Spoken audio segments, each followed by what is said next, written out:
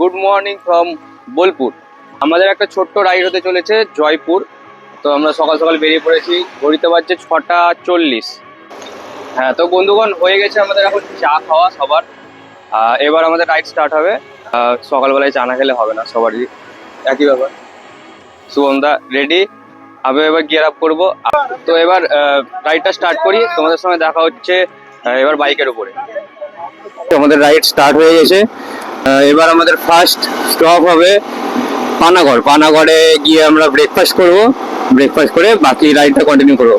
Team মেম্বার্সরা সব এগিয়ে গেছে কিছুটা, আমি একটু পিছনে দাঁড়িয়েছিলাম সবার ছবি টবি তোলার জন্য।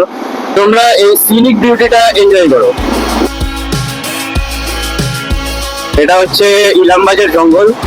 তো ইলামবাজার জঙ্গলের ভিতরে যাচ্ছি আমরা এখন, ইলামবাজার রোড হয়ে যেতে হবে।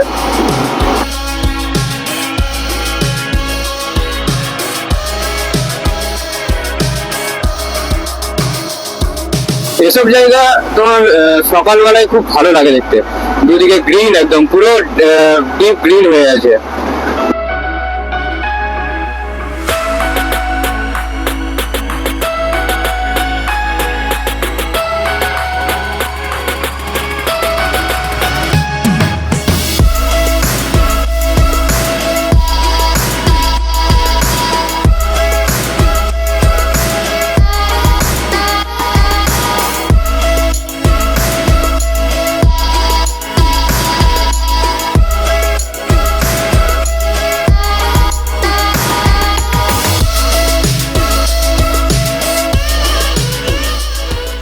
তো সামনের রাস্তাটা থেকে এবার আমরা বাঁ দিকে চলে যাবো, আর ডান দিকে চলে যাচ্ছে শিউড়ি এইদিকে, আর আমরা চলে আসছি বাঁ দিকে। বাঁ দিক থেকে এইদিকে চলে যাবে তোমার পানাগড়, দুর্গাপুরের এই দিক।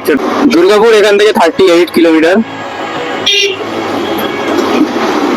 পানাগড় 23 কিলোমিটার। চলো যাওয়া যাক, দেখি কতক্ষণ লাগে যেতে।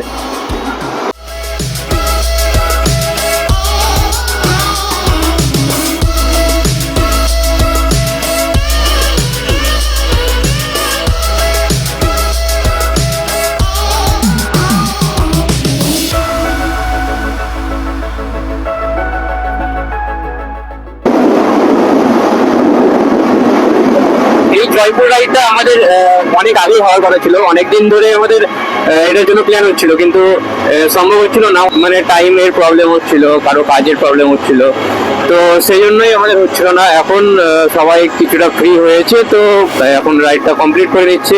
এর আগে আমাদের কিছু কিছু রাইড হয়েছে গ্রুপের, আগামী দিনেও অনেক রাইড হতে চলেছে। তো স্টে টিউনড অ্যান্ড সাবস্ক্রাইব করে নাও। আশা করি এর থেকে ভালো ভালো ব্লগ তোমাদেরকে দিতে পারবো আমি। আর জানিও কমেন্ট করে যে কেমন লাগছে বা কেমন হয়েছে ফার্স্ট ব্লগ আমার।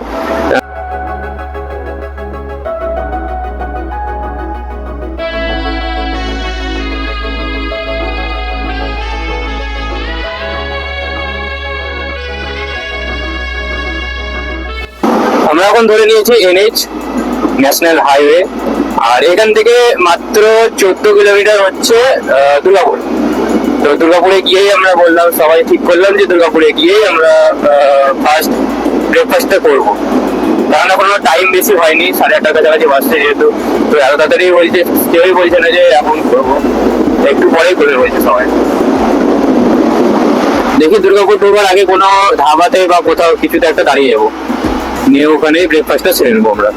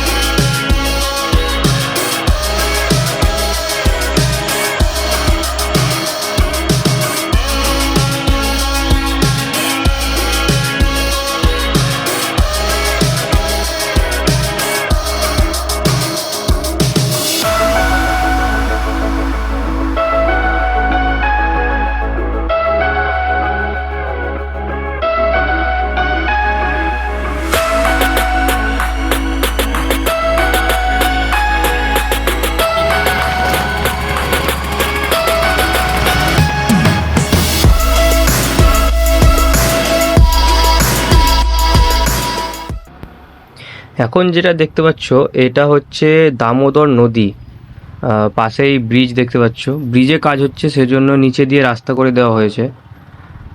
এই দিক দিয়েই সব যাওয়া আসা হবে এখন, যতদিন না ব্রিজের কাজ শেষ হচ্ছে। আর রাস্তায় ছোট ছোট ওয়াটার ক্রসিংও দেখতে পাচ্ছ নিশ্চয়ই, বলা যায় ওয়াটার ক্রসিং। এদিক দিয়ে জলটা বের হয় যেহেতু, তো রাস্তার উপরে জল আছে। নদীটা বেশ অনেকটাই বড়, দেখতেই পাচ্ছ তোমরা সামনের দিকে অনেকটাই বড়, সেজন্য অনেকটাই টাইম লেগে যাচ্ছে আমাদের পার হতে এটা। আর মিডিলে ছোট ছোট যেহেতু ওয়াটার ক্রসিং আছে সেজন্য ওগুলোতেও অনেকটাই টাইম লাগছে পার হতে, আর জুতোর ভিতরেও জল ঢুকে গেছে।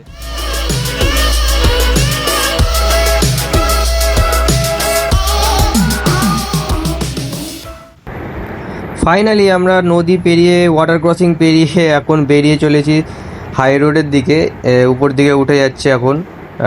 হাই রোডের উপরে উঠে তারপরে আবার মেন রোডটা আমরা ধরে নেব। এখন যে জায়গাটাতে আছি আমরা, এটা হচ্ছে ছান্দার, জায়গাটার নাম ছান্দার। এখান থেকে জয়পুর ফরেস্ট আর মাত্র 40 কিলোমিটার, বেশিক্ষণ লাগবে না, 1 ঘন্টা 10-15 মিনিটের মধ্যেই চলে আসবো আমরা, পৌঁছে যাবো জয়পুর ফরেস্ট।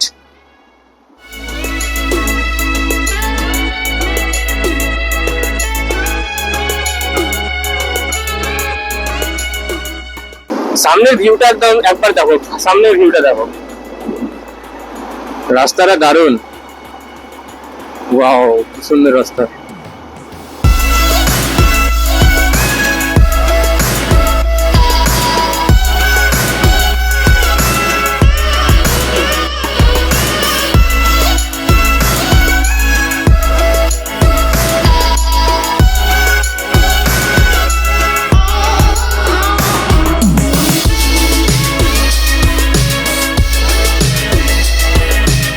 এইসব রাস্তা দিয়ে বাইক চালাতে একটা আলাদাই ফিল আসে মনের মধ্যে, দারুণ লাগে, একটা আলাদাই ফিল আসে। তোমরা যদি কেউ প্রকৃতিপ্রেমী হয়ে থাকো তাহলে নিশ্চয়ই বুঝবে এরকম রাস্তা দিয়ে বাইক নিয়ে, নিজের বাইক নিয়ে যাওয়ার মজাই কতটা, ফিলিং কীরকম আছে। অবশেষে পৌঁছে গেলাম আমরা জয়পুর ফরেস্ট।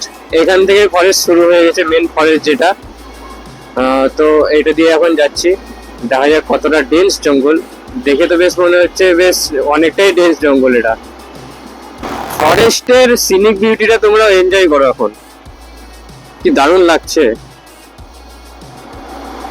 রাস্তাটাও মানে খুব ভালো রাস্তা, খারাপ রাস্তা নয়।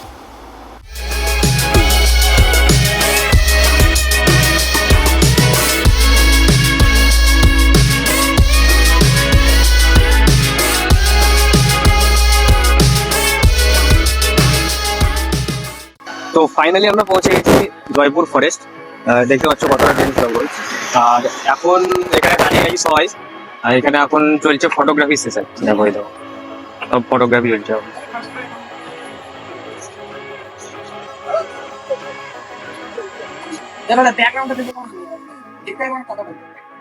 যেদিকে যাচ্ছে সেই দিকেই জঙ্গল এখন। ভাই আমাদেরকেও একটু ছবি তুলতে দে, তোরা একাই তুলেই তো মরছিস। এই যে এই ছেলেটা দেখো, দেখো এই ছেলেটা ছবি তুলে শেষ হয় না তোর। শুভম দা তোর আগের আগে ছবি তুললো না, আর বলছে ছবি তুলবো না। তো ফটোগ্রাফি সেশন প্রায় শেষের দিকেই। এবার আমরা যাবো এখান থেকে বেরিয়ে রাসমঞ্চ বলে যে আমাদের এখানে টেম্পল আছে, 2-3টে টেম্পল আছে এখানে, তো ওগুলোই দেখবো। আর তারপরে যাবো বনলতা রিসর্ট। বনলতা রিসর্ট থেকে ওখানে লাইভটা করবো, লাইভ করে আর এক জায়গা আছে ওটা ঘুরে তারপরে বাড়িতে বেরোবো।